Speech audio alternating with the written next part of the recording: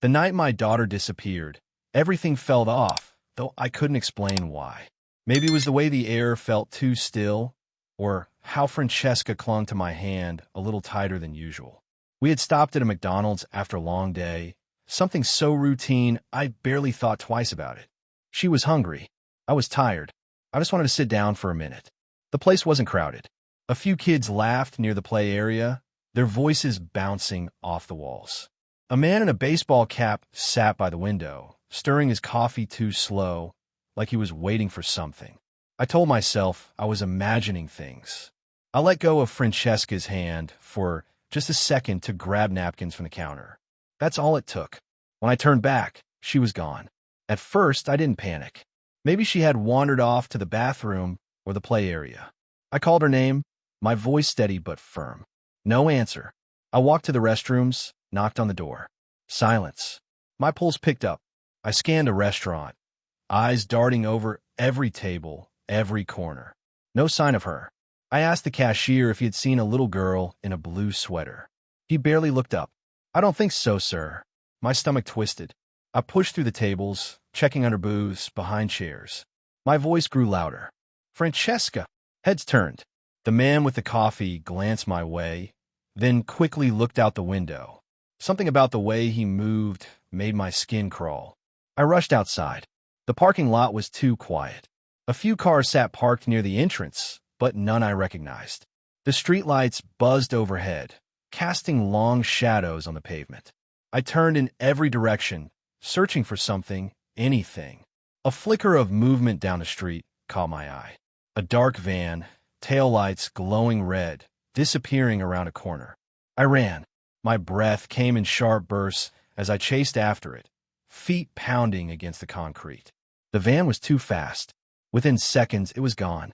I stood there, heart hammering, my hands shaking. This wasn't happening.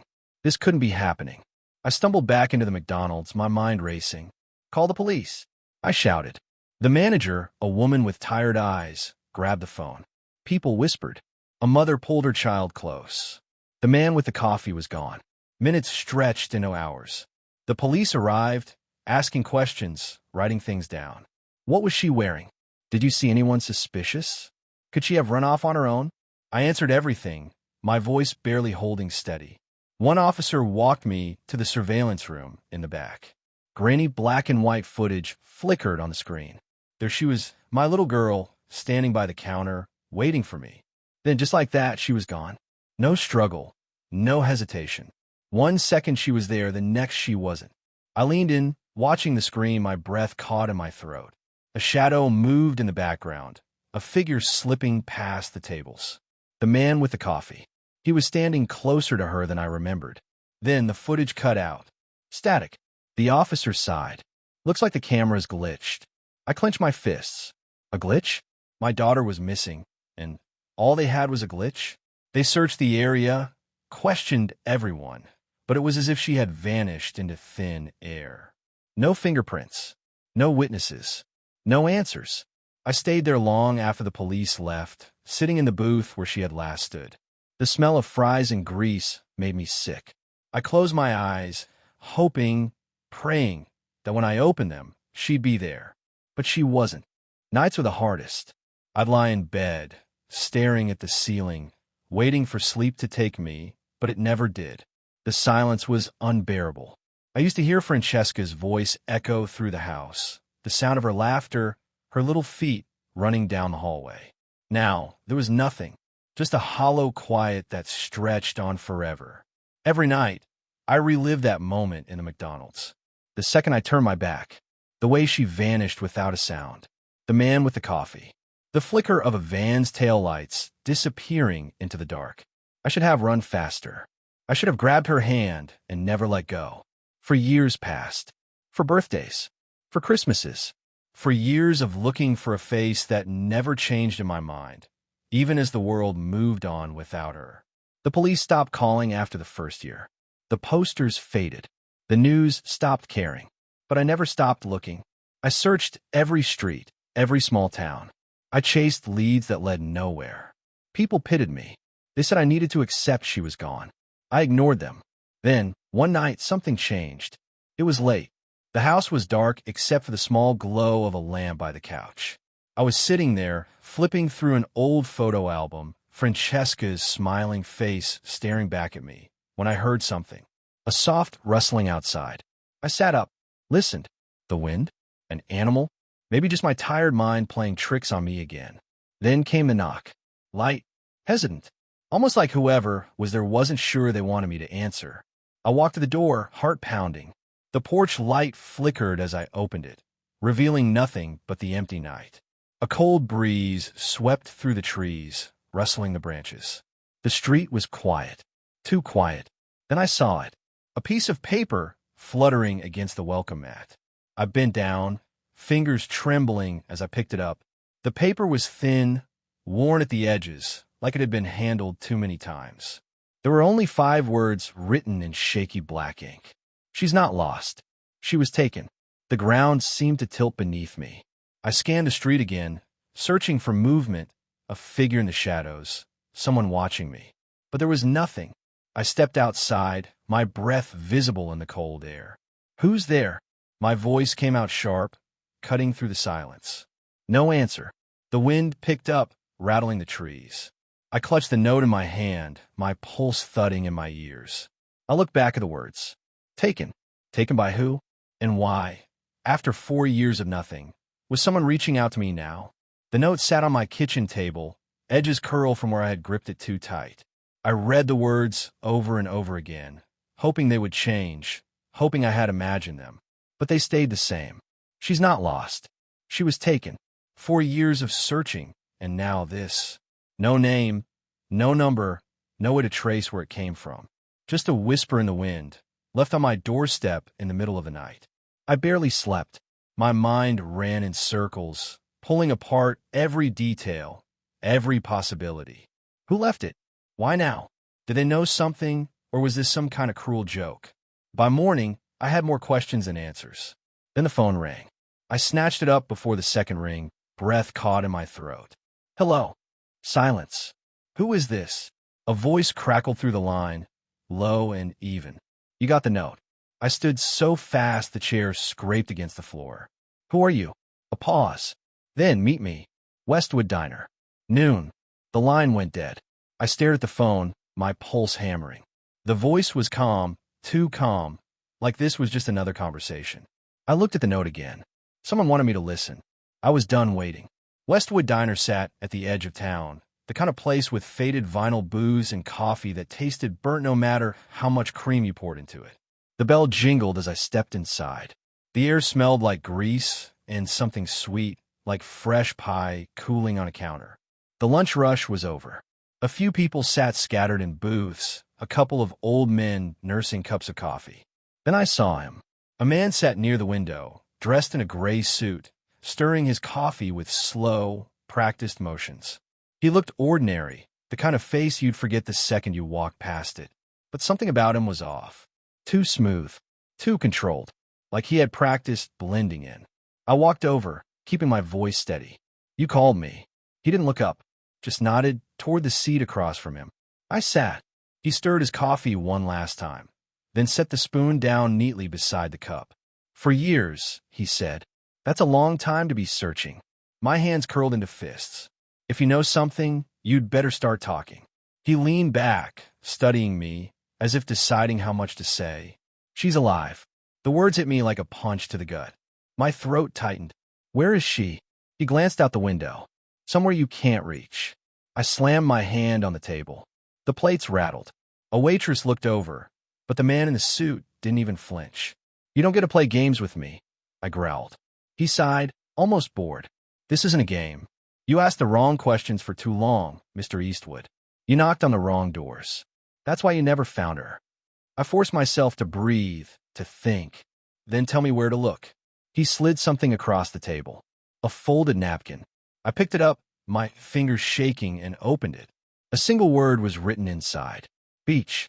I looked back at him, but the seat was empty. The man in the suit was already gone. The napkin sat in my palm, the words staring back at me. Beach. Nothing else. No time. No place. Just one word. The man in the suit had disappeared like smoke, leaving me with more questions than answers. But this was the first real lead in 4 years. I wasn't about to waste it. I drove straight to the coast. The ocean had always been Francesca's favorite place. We used to spend weekends there, building sandcastles, chasing the waves as they rolled in. I remembered the way she laughed, arms outstretched, her tiny footprints disappearing behind her. That memory had kept me alive. And now, the beach was calling me back. The wind hit me as soon as I stepped onto the sand, carrying the smell of salt and seaweed. Seagulls cried overhead. The sky was heavy with clouds, thick and gray. I scanned the shoreline, searching for something, anything, that made sense of the napkin's message. And then I saw it. A small crowd had gathered farther down the beach, their voices drifting toward me in soft murmurs. They stood in a loose circle, watching something. No, someone. I moved closer. My heart pounded so hard I could feel it in my throat. At the center of the gathering stood a bride in a white dress, barefoot in the sand. Her long veil flowed in the wind. She wasn't facing me, but I knew. My legs felt weak. I couldn't breathe. It was her, Francesca, for years of searching, and here she was, standing on this beach in a wedding dress, holding hands with an old man. I took a step forward. My voice caught in my throat. She turned. Our eyes met, and she didn't recognize me. Her eyes met mine, and for a second, the whole world stopped. The ocean roared behind us. The wind pulled at her veil, but none of it mattered. Nothing mattered except the way she looked at me. Like I was nobody. Like I was just another face in the crowd. I took a step forward, my throat dry. Francesca. The name barely came out, just a whisper, but I knew she heard it. She didn't move. She didn't speak. The man beside her did. He turned, his grip tightening around her fingers. His suit was pressed, perfect, like he had stepped out of a magazine. His hair was silver, neatly combed back. His smile didn't quite reach his eyes. "Sir," he said, nodding politely, as if we were two strangers passing in the street. My hands curled into fists. I wanted to grab Francesca, to shake her, to make her remember. But she only stood there, frozen, her lips slightly parted, her chest rising and falling with quick, shallow breaths. She knew me. Somewhere deep inside, she knew. Didn't she? I took another step. The man's smile didn't waver, but his grip on Francesca's hand did. "I don't understand," I said, my voice shaking. "Francesca, it's me." She blinked. Her fingers twitched. Then softly she spoke. "I don't know you." My body turned ice cold. I searched her face, desperate for a flicker of recognition, a sign, anything. But there was nothing, just a blank stare, distant, as if I were a stranger passing by on the street. I shook my head. No, that's not possible." She didn't move, didn't even blink. The old man tightened his grip on her hand. "Sir, I think there's been a mistake." His voice was smooth, practiced, too controlled. My fist clenched. "Let go of her." He didn't react, just tilted his head slightly, that eerie calm never leaving his face. "She's exactly where she belongs." A rush of heat shot through me. My hands trembled. "She's my daughter." The words felt foreign, like I had to remind the world, remind her of the truth. The old man sighed. "She doesn't remember you." My breath hitched. I looked at Francesca again. I wanted her to say something, to fight, to break through whatever fog was holding her captive. But she just stood there, her fingers locked in his, her lips barely parted. "This isn't real," I muttered. "Francesca, it's me. It's Dad." She flinched. Not much, but enough. The smallest crack in the perfect mask. The old man noticed it too. His jaw tightened. I took a step forward. "I've been looking for you for 4 years," I said, forcing myself to stay calm. I never stopped. Not for a second. Her brows knit together, something flashing across her face. A memory? A feeling? Then, just as quickly, it was gone. "I don't know you," she whispered. A hand clamped on my shoulder. I spun around. 2 men in black suits stood behind me, their expressions blank. They weren't from around here. I knew that just by looking at them. The old man sighed again, shaking his head. "You shouldn't have come." Panic clawed at my chest. "Francesca, listen to me. Please." But she was already stepping back. Away from me. Toward him. The men in suits closed in. I had seconds to decide. Run, fight, or lose her forever. The men in suits moved fast. Too fast. Before I could react, one of them grabbed my arm, his grip like iron. The other stepped between me and Francesca, blocking my view. No, I growled, twisting, trying to break free. Let me go. The old man sighed, rubbing his temple like I was an inconvenience. I warned you. I didn't care. I threw my weight forward, yanking my arm. The grip tightened, but I didn't stop. My fist flew out, catching one of them in the ribs. He grunted, but barely staggered. A hand slammed against my chest, shoving me backward. My feet stumbled in the sand. Stop. The voice cut through everything. Francesca. The old man turned to her, eyes narrowing. Francesca, my dear, this is not. Let him go. For the first time, she sounded uncertain, like something was cracking inside her. I breathed hard, trying to keep my balance. My heart pounded in my chest. Francesca, I said carefully, every word heavy. You know me. She swallowed hard. Her hands trembled. The old man placed a hand on her back. Darling, you're confused. She flinched. I saw it then. The moment she realized something was wrong. She didn't know why. She didn't know how. But she felt it. Francesca, I pushed forward, desperation in my voice. What's the last thing you remember? She blinked rapidly, like her mind was scrambling. Aye. The old man stiffened. The men in suits exchanged a glance. I saw the fear in their eyes. They were losing control. The old man tightened his jaw. Francesca, my dear, come. We'll go home, and you'll feel better soon. She didn't move. She was thinking. Remember. Then her breath hitched. She reached up, pressing a hand to her temple. There was a restaurant, she whispered. My stomach clenched. She gasped, stumbling back a step. I was there. I was little. And her eyes flashed to mine wide, scared. She was remembering. The old man's face darkened. Enough. He grabbed her wrist. Francesca screamed. Something inside me snapped. I lunged. The waves crashed louder than before, as if the ocean itself was angry at me. I stood frozen on the edge of the beach, staring at my daughter, who stood just a few yards away. The sand beneath my feet felt heavy, as if the earth itself was weighing me down, pushing me away from her. Come with me, I whispered, barely able to hear my own voice over the sound of the wind. The plea sounded weak, even to me.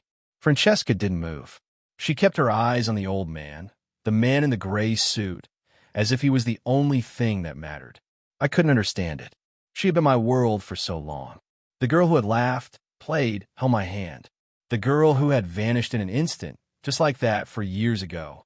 But this was a stranger. This girl was no longer mine. Please, I tried again, taking a step forward. My legs shook with fear and anger. I wanted to run to her, grab her, take her away from all of this. From him. For whatever had happened to her in the years I'd spent chasing shadows. The old man watched me carefully. His face was unreadable, his eyes cold. You're wasting your time, he said, his voice smooth and calm, as if we were discussing the weather. She's made her choice. I didn't want to believe him. I couldn't believe him. Francesca, my Francesca, had never chosen him over me. She couldn't have. Could she? Francesca's eyes flickered toward me, but there was nothing in them. No recognition. No love. Just emptiness. I wanted to reach for her, to remind her of who she was, of who I was, but my hand felt like it was weighed down by 1,000 chains. Francesca, I whispered, my throat tight with emotion. Her lips trembled, but she didn't answer. She didn't move. The man in the gray suit stepped closer to her, placed a hand on her shoulder, and she flinched, not in fear, but in something deeper. Something that told me she had been trained to respond this way, trained to shut me out. Don't, I warned, stepping closer, my voice shaking. Don't you dare hurt her again. The old man didn't seem threatened. He simply smiled, a cold, detached smile that made my stomach twist. You don't understand, he said, his voice growing colder. She's not your daughter anymore. She's mine. I've paid for her, Mr. Eastwood. You, on the other hand, have paid nothing. My heart stuttered in my chest. Paid for her? What did he mean by that? How can anyone put a price on a life? On my daughter's life? Francesca's eyes flickered once again, but this time there was something different. Fear. Not for herself, but for me. I saw it clearly now, the way her body stiffened, the way her breath quickened. She was afraid of me. "Don't come any closer," she said, her voice barely above a whisper. It was as if a knife had been driven into my heart. My own daughter, the girl I had loved and raised, was telling me to leave her, to let her go, to turn my back on her. I took a step back. "Please, Francesca, you don't have to do this. You don't have to stay with him." The old man chuckled, a low, mirthless sound. "She doesn't have a choice anymore. None of us do." The words hung in the air like a cold fog, choking me.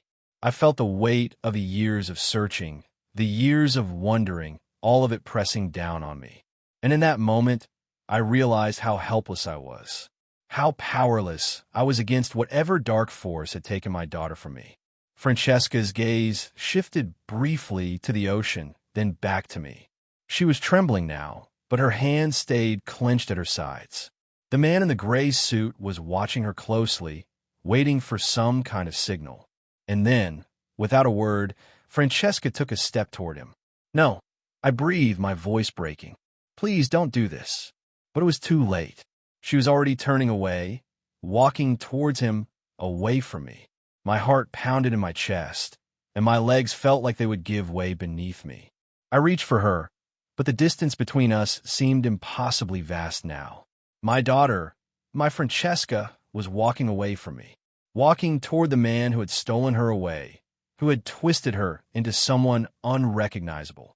She reached his side and took his hand, her fingers brushing against his like a puppet obeying its master. I wanted to scream. I wanted to run to her and shake her, to make her remember. But I knew that if I did, I would lose her forever. The man in the gray suit turned to face me, his expression unreadable. "It's over, Mr. Eastwood. You've lost." "No," I whispered, but the word fell hollow. A denial that meant nothing. Because deep down, I knew the truth. I'd already lost. Francesca didn't look back. She kept her gaze fixed forward, her head held high, as if she had made peace with the decision she had no choice but to make. "Goodbye, Dad," she said softly, her voice barely carrying over the wind. The words were final, the words of a stranger. And then they both turned away, walking down the beach, the old man leading her like a marionette, my daughter trailing behind him, her bare feet leaving prints in the sand that would never be filled. I stood there, unable to move, unable to breathe. My daughter was gone, and no matter how much I wanted to scream, no matter how much I wanted to chase after her, I knew deep down that this was the end. She was lost to me, forever. The waves crashed against the shore, as if mocking me, reminding me that no matter how hard I tried, I couldn't stop the tide from sweeping everything away. And as I stood there, watching them disappear into the distance, I understood the cruelest truth of all. Some things can never be undone. Thank you for listening to another exciting story from VIP Vault. If you have enjoyed listening to this story, check out our videos here.